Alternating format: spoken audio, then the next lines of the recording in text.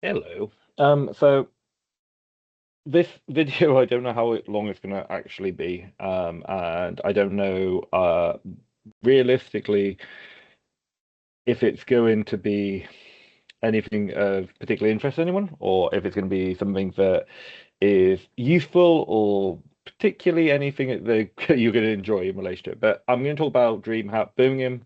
I was there on the Friday and Saturday. I had a ticket for the weekend, but I didn't go on the Sunday because I'm old. Realistically, I'm getting old now, and I don't think I can hack 3 days at a gaming event like I used to without, I've got a baby on the way, etc. So I kind of wanted to really sort of go down in terms of why I thought it was a success, why it's important, and why the UK scene really benefited from this event.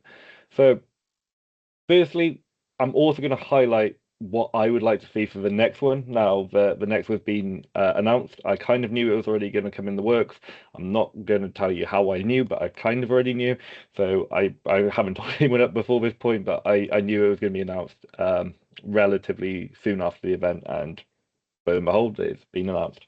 So the 2nd to the 4th of April. So I'm going to talk about what I would like to see potentially the next one. After going to DreamHack in Melbourne, I've been to DreamHack in Dallas, I've been to DreamHack in Yokomping, and I've been to a few different ones at this point, and I've also now been to the one in Birmingham.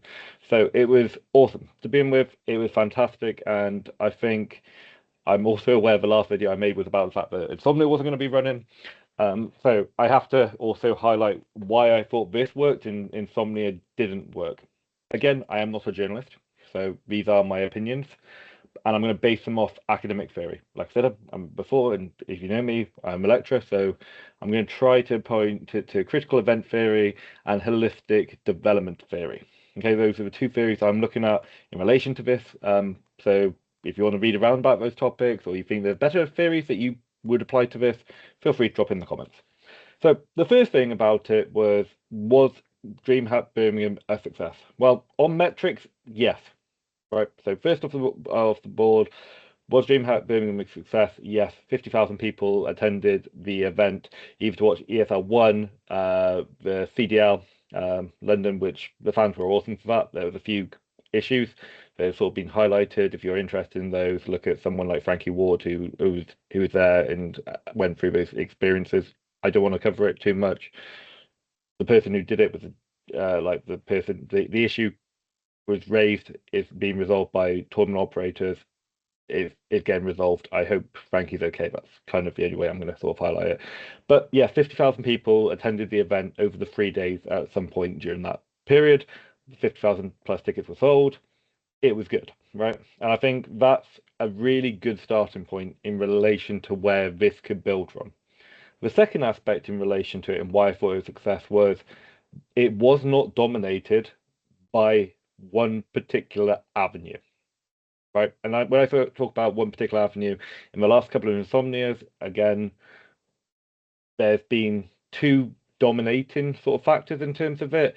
Either the Royal Army, Navy, Air Force, etc., or it has been dominated by like anime and MegaCon sort of things, which they have their own events for, and gaming sort of became a back burner to realistically either selling or recruitment.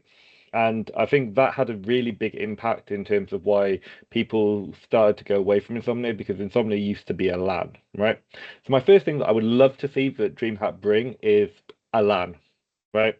One of the things that I found, and as someone who's worked in the sports and gaming industry for about 10 years at this point, is the fact that I would have loved to be able to take one of my teams there and compete at the event, because I think lands are so important. We have some amazing lands in the UK. Epic Land, kudos to them. They're awesome. John Winkle, fantastic guy, but it's very specialized towards CS and Valorant, with a little bit of StarCraft in O2 in between. And those games are not games that I personally have teams in or coach apart from Valorant. So I would have liked to seen, um, something like League of Legends, in the near future, maybe Deadlock, in relation to that. And that was really cool. The other things that I want to say is the staging for both Call of Duty and for EFL were phenomenal. Um, Call of Duty, I looked over, it's like, how on earth are they going to make this very flat surface raw? And they did. Like the Call of Duty fans are a very unique sort of esports fan, and they made a huge amount of effort and noise in relation to it, and that was really, really nice to see. The second thing that I want to sort of highlight was to all the TOs, organizers, etc., on an amazing job of clarity and transparency. So, although I didn't go and watch Call of Duty particularly, I had people who were working on the Call of Duty. I had friends who went to watch Call of Duty, and they were really impressed by how transparent the system was in relation to making all fix all the issues that came up. There wasn't a huge amount of issues, but these were minor issues, but they did a fantastic job being really clear with the fans and the audience in terms of that. And people respect when people are clear and transparent. So really good job in terms of that. The second thing that I thought was really, now this will be the third thing I thought was really interesting, was the fact that um, the UK scene is evolving, right? And I'm going to say evolving is the right word in terms of it. I've obviously been involved for quite a long time in terms of different roles, different responsibilities, etc. And I'm now coming up to 10 years of being in esports and sort of having different roles and positions in esports. But the amount of young talent who's come through the UK system is insane. Like I said, I turned every corner. I had many of my graduates there, and I'm not going to glaze my graduates in terms of it, but there were so many different people working the events that I've seen develop over the years. Some of them are graduates, some of them have gone through industry in terms of other areas. And although I feel very old now, in terms of it, it was really good to see that development and highlighting the success of so many people who put so much effort in to try to keep esports in the UK growing and developing, even when we've realistically not had any sort of major events apart from tier one majors such as like Worlds, etc., for a good couple of years. So this is the first time we've had a proper big showcase for a long time. I think that's really important outside of things like Epic Land, where I know John's keeping everyone alive in terms of that, and he's doing a fantastic job as well. So big kudos in relation to all of those things in terms of it. Um, Things that I wish would change in terms of NEC. I'm not a big hater of the NEC. I think the NEC is a fantastic location. It's a fantastic place. It's smack bang in the middle of the country, easy transportation routes. You could easily drive to it, even with HS1 being built. If you can still get there relatively easy. So it's a good location. What I'm not pleased by is the £18.95 car parking for the day. I know I'm not the only person who went there. I was like, and the last time I went there was about 3 years ago. In terms of drove there, most of the time I take the train. I took the train the second day that I went. Um, but car parking has gone up from £9.50 to £18.95 for the day, and that's ridiculous. To the point where I didn't drive the second day because it was actually cheaper for me to take the train and not buy fuel. So, maybe they're thinking about the environment and that's good. In relation to bins, etc., at the venue, great. Recycling bins were everywhere. They weren't in the way. People were able to use it. There was no rubbish on the floors. Fantastic job in relation to it. In relation to stuff to do, etc. Again, a lot of stalls there, highlighting lots of giveaways. Thanks to Scan, I think I won. I didn't win something, but one of my colleagues did. I won a t-shirt Alpine that I should be wearing right now, and a hat on the second day. So, there was lots of things to do for people, lots of activities, lots of esports to watch. It was realistically three big stages. So that was EFL 1, uh, Call of Duty, and then the EWC stage. So that had Trackmania, Fatal Fury, Street Fighter, etc. So there was stuff going on. Oh, and I forgot the F1 stage as well, which was down on the other hall. If you've never seen the F1 stage, that looks incredible. It looks like you've got the actual full racing cars, etc. And that was really good to see. I've got a lot of former students who work in it. Big shout out to Josh Thirlwell.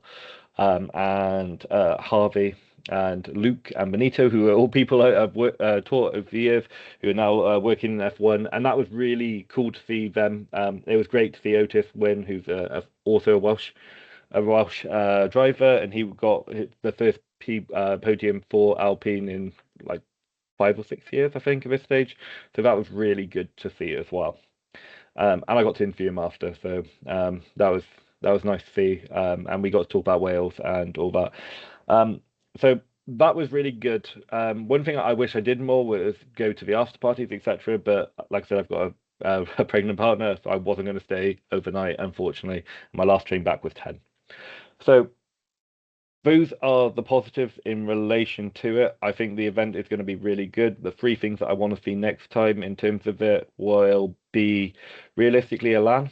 So we can have some competitive play in relation to that.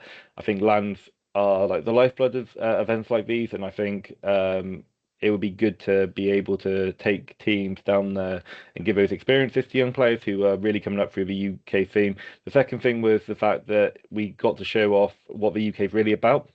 We have lots of people who go and work at all these events abroad, etc., and to have those people in the UK and actually show it and show that there's an appetite for it was fantastic.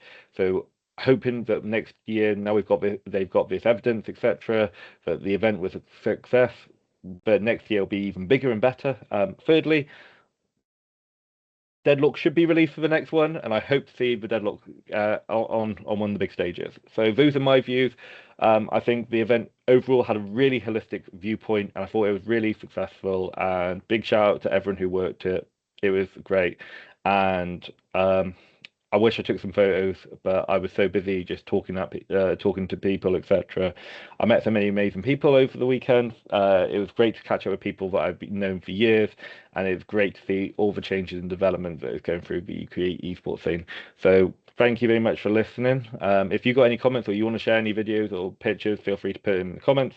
Or feel free to message me and say, Cameron, you're completely utterly wrong. I hated it, and that's okay because it's opinions. But I think it's something that's really good, and I can't wait for next year.